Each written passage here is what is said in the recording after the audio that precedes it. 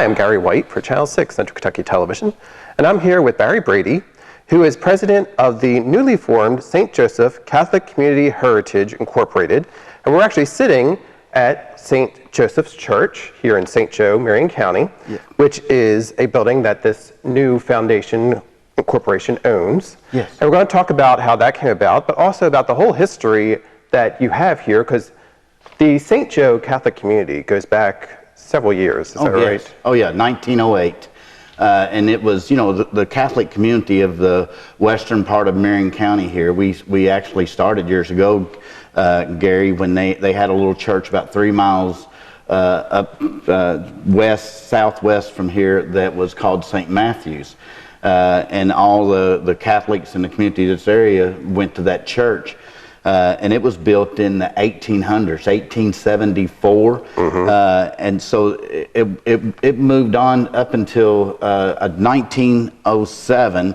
They built a church at Our Lady of Heels up there in Findlay. Right. So they moved it a little bit further southwest from St. Joe, and after about a year of operation like that, the folks in this region requested a church. And then we come about in 1908, the St. Joseph Catholic Church. And the building that we're currently in is that structure? Yes, it is the very same structure. And it's a large, for a framed wooden church, all framed, no brick and stuff. It is a fairly large building for its time. And it had a little bit of issues when it was first built. Because the construction, when they built it, it was such a frame structure. The walls started to move a little bit, so they came in right after the church was built, and they had to put cabling above the ceiling to hold the walls in. And at that time, they changed the ceiling, of which we have all the beautiful stained woodwork ceiling and stuff. Okay, fantastic. And we're going to get into how this building has been maintained recently, but let's continue a little bit with the history, because also at that time there was a college down the street, is that correct? Yes, St. Mary's. And there's some connection with that college as well as the people here at St. Joe. Oh, right? Most definitely. There was a young man named Michael Jagowitz. His family came from Poland, and they migrated over to Canada. And he was raised in Canada, and he decided to join the priesthood or seminary, and he did his studies. And actually, he went abroad. He went back over to Rome, studied, and was ordained a priest in Rome, and then moved back to Canada. And his first job assignment was at the St. Mary's College as the disciplinarian in 1897. Oh, wow. So he come from Canada to St. Mary's, Marion County. So it was 5 years he was elected to be the president of the college. So he advanced very quickly in his career. But so he took president in 1901. So what's so significant about that? This would have been, I mean, the college was nearby, as you said, and so he is actually honored here at the church. When the church was built, one of the first stained glass windows over here was dedicated to Reverend Michael Jagowitz for his contribution and support of the church being built. And there was a tremendous resource, the college, and of course, Loretta of Nerix, the Loretta Mother House, all of that was very rich and beneficial and supportive to our Catholic community here in Marion County. Absolutely. Are the stained glass windows that are here currently the original ones? Oh, yes. Yes. So these are 112-year-old stained glass windows, and it's, I mean, very good shape. And that's one of the other things. I think a tribute to the St. Joseph. You know, we hear of St. Joseph being the carpenter and just the miracles and stuff that have happened just in the name of St. Joseph. This building is tremendously in great shape. The timbers and stuff underneath the building are just, they're just great shape and stuff. There's still underneath the building when they come in here in probably 1907 or so, they cleared the land with saws, there's actual stumps still under the foundation, under the church, where they cleared the land to build the church. So those are still intact underneath the building. But so it's just tremendous. It's a very much of a blessing, and everything is in great shape, even though it still needs some touching up, because it is 112 years old. Right. But also we talked about how the education with the college kind of connects here, but there was a school on the premises as well that was affiliated with here, right? There was a Father, B.J. Wright, was here for some years in the early start of it. So in the 1919, he made a request and appeal to the Archdiocese as well as the Marion County Board of Education to build a school. And he constructed the school here right beside the church building, and it was completed in 1920. And it had it was a two-story building, but it had 3 classrooms and some teachers' living quarters, which was for the sisters of, I think they was out of St. Joseph, Mount St. Joseph, down next to Owensboro. So they gave the labor as far as the teachers to run the school. But we had Ursuline sisters. So we had all 8 grades in 3 rooms of a school building, and it was kind of the little house on the prairie. I mean, there was no running water or bathroom facilities and stuff. You had the privies and the real country living and schooling kind of a. Because I even went to school there a couple of years, Gary, and that was in the late '60s. And we were still heating the school in the winter months with coal stoves. And I recall having the chore, get the chore to go out and get coal for the coal stove to heat school during the school winter months. But it was quite the experience. So it was 2 classrooms, you said, right? Three classrooms, all 8 grades in 3, yes. Right. Oh, all 8 grades. That's what I was going to ask. So it's all 8 grades in 3 classes. Okay. Yes. So, I mean, it functioned from 1920 all the way up till 1969. I think that would have been about 1970 when the Marion County High School was built, and they repositioned and moved schools around. So it closed then. And I recall everybody being concerned about it closing then, and we were stepping up, but we was having to be bused to St. Charles, and the concern was, but we were so rural, the communities, and so even though it wasn't that hard to travel in '69 or '70, the concern of moving somewhere new was concerning for some of the residents. Yes. Now there's also a figure who is well connected with St. Joe, so we want to talk a little bit about Father Ernie Schumacher, and I believe the hall here is in his honor, correct? Yes, and we did the honor. It's Schumacher Hall, and there's a picture of Father Ernie on the front of the building, on the new building, because we actually dedicated the former hall building to Father Ernie right after he deceased in 2001, because he deceased shortly after we developed the nonprofit and took control of the building in 2001. But his story is so neat. What have we gathered over the years? Father Ernie was raised in Louisville at St. Cecilia Parish, and one day as a child he was out by the church, and he was going out by the church where the garden was, and he seen Father Ritzel, I think was his name. And he walked up to the priest, little fella, and he looked up and he said, "Father, I want to be a priest." But Father Ernie actually, he left Louisville and came to St. Mary's College at age 15. So he was just 15 years old when he joined the seminary to study and become a priest. And he did go back. He went to Canada and did some studies up there, and ended up coming back and working at the college, which put him intimately involved in St. Joe, and he did 2 tours of service, as you would say. He was here in the 60s up to the early 70s, and then he was moved like some of the priests are. He transferred to another facility or so, and then he came back in the 80s and remained here until it was no longer a parish. So it was St. Joseph was always a mission church. And in the 80s, it became a residential parish where the priests resided.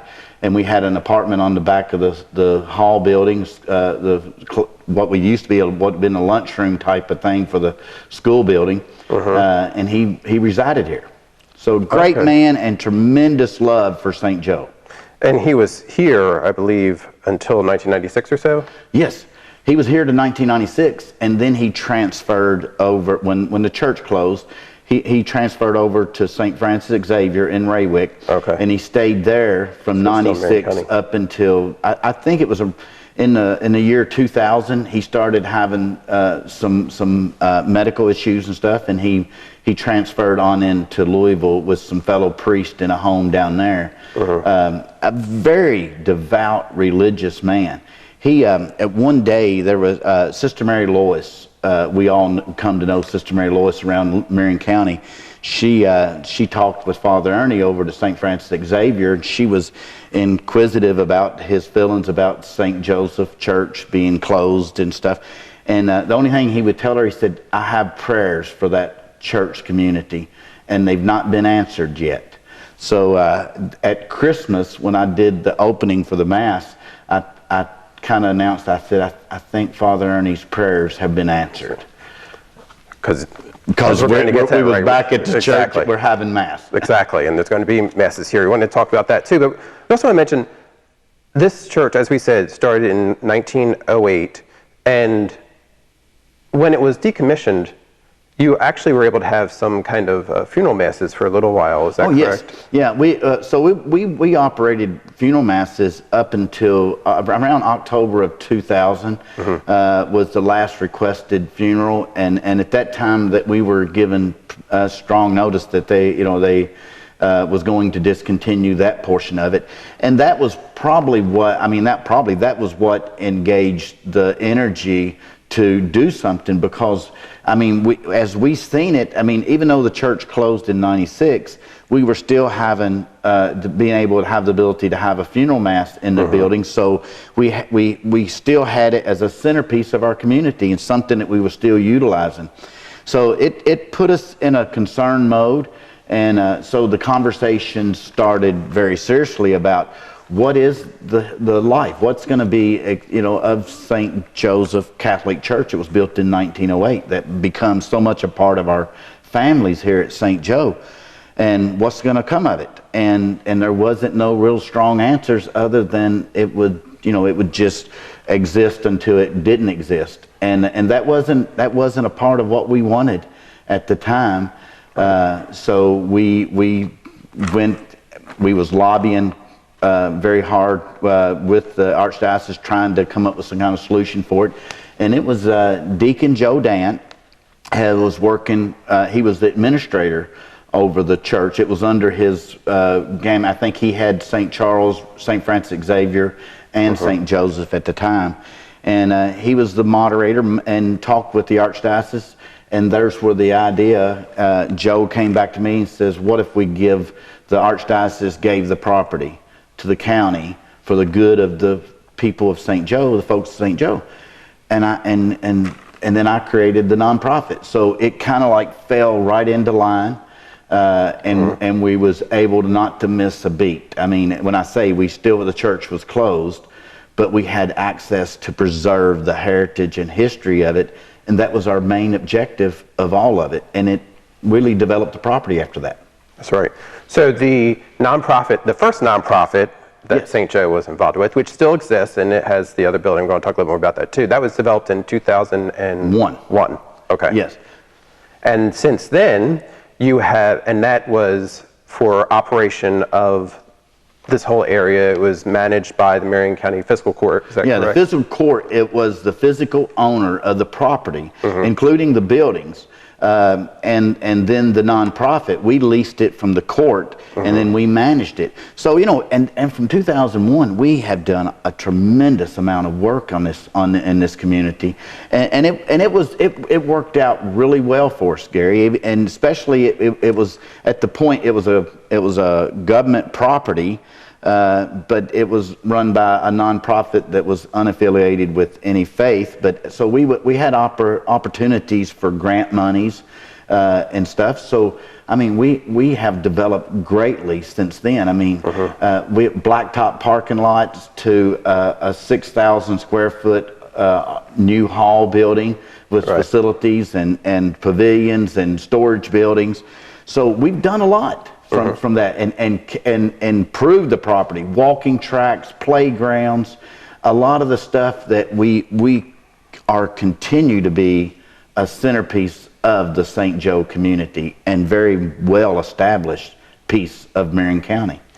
And in addition to the fundraising and the grants that you received, you also have your picnic that has helped finance some of the improvements that you've been doing over the past several years. Well, our improvements, but then our operation.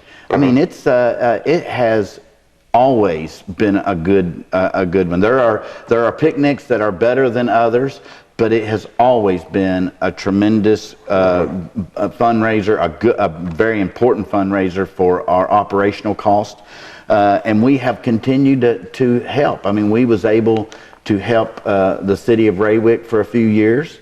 And that's a very close-knitted community with us, and they're always extending the helping hand to us, and likewise for them. We have the nonprofit St. Joseph Community Center was set up to not only manage as a one sole entity, but also to help other entities if it was needed or fit. So we had even a few years ago. We raised about $12,000 and put a new black wrought iron fence around the front part of the cemetery, separating the county property from the cemetery archdiocese property. So it's been a tremendous amount of work. So we want to mention that as well. There is a cemetery, or St. Joe Cemetery. Yes.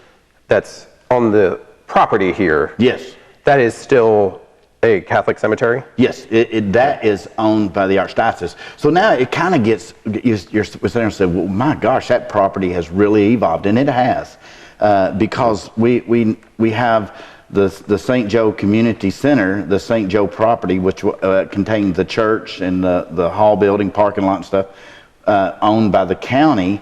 And then the cemetery was owned by the archdiocese. So there's a right-of-way that comes right through between the two buildings, the church and the hall.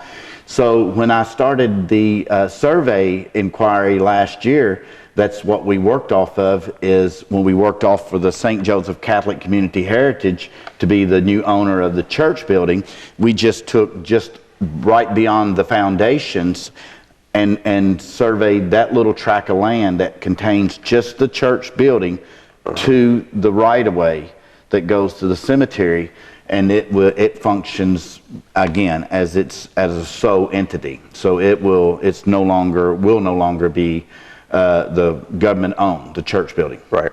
So now there's three basic owners here. But if you put all the property together, there's been church service on this property at least once a year, every year since it was founded back in 1908, right? Oh, most definitely. Yeah, there has. I mean, when we traced back all the masses and religious services stuff, there has been an actual, at least a mass every year on this premises, on this location for 112 years.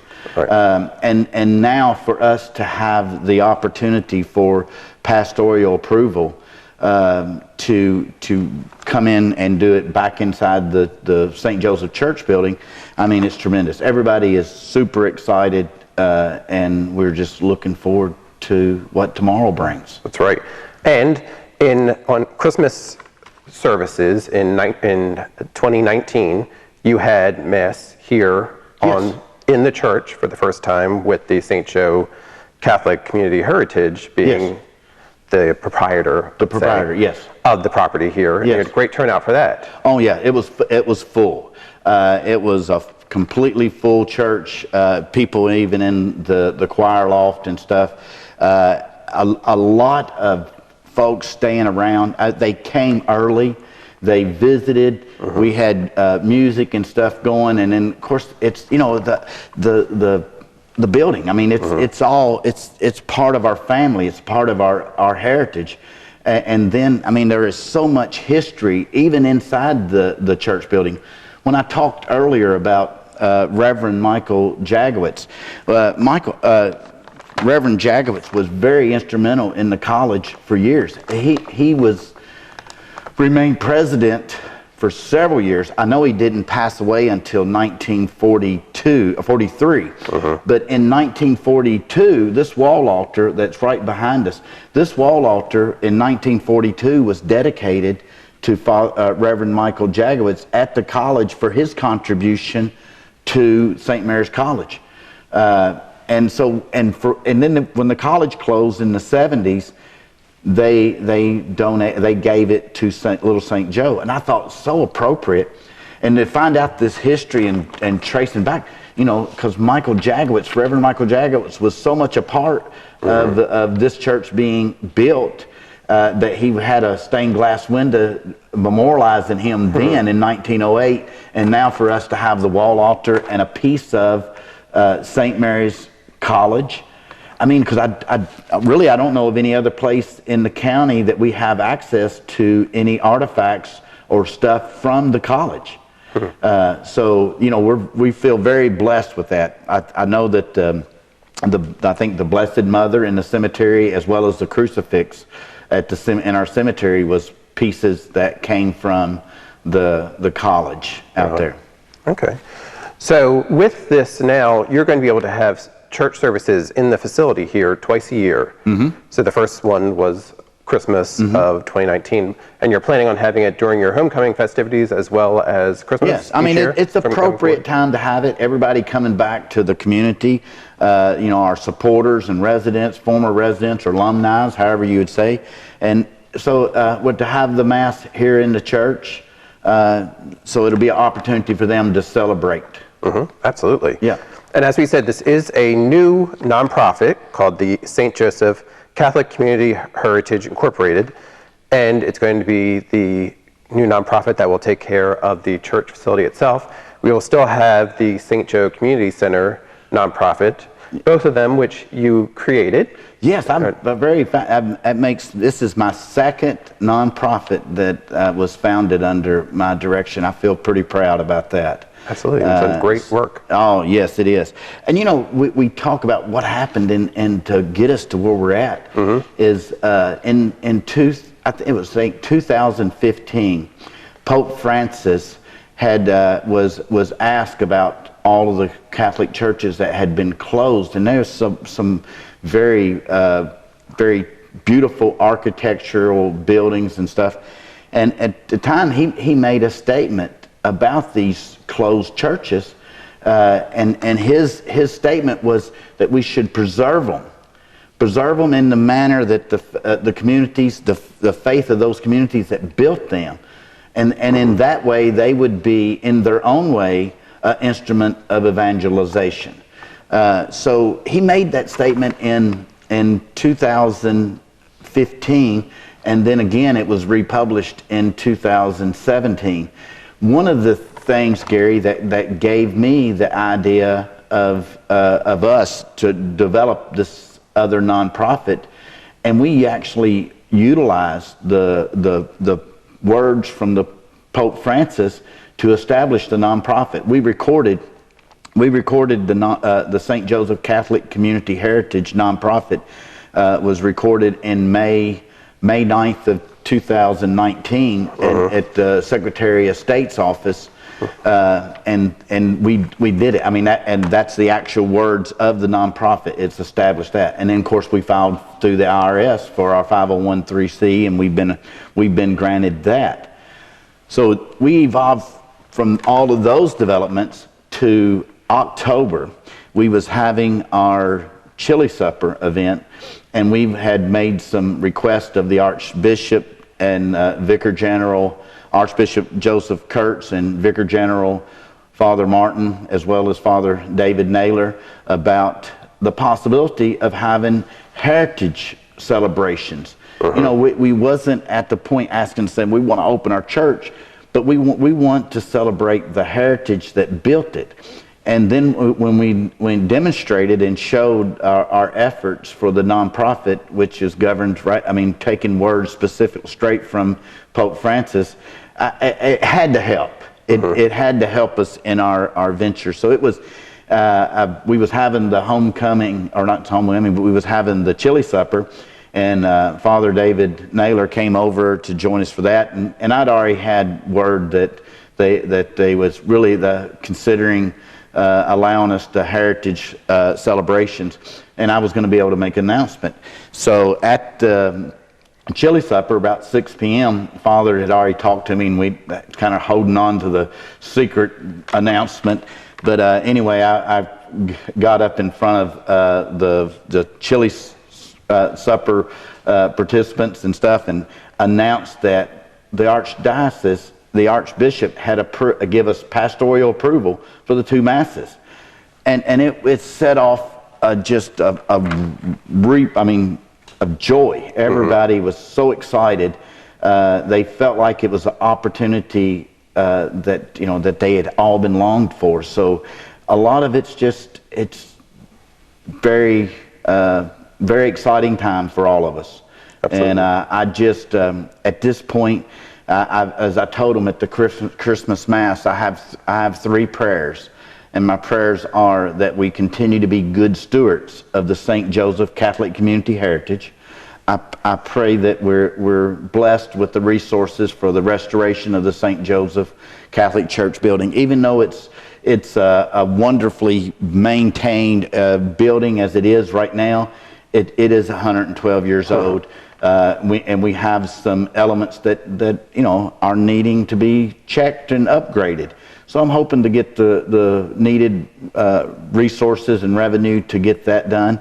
And then my last prayer would be that we continue to be an instrument of the faith that built us, that established this community in 1908, and recognize with history all of the individuals that have been involved here over the years, and that's what we're going to do with our website.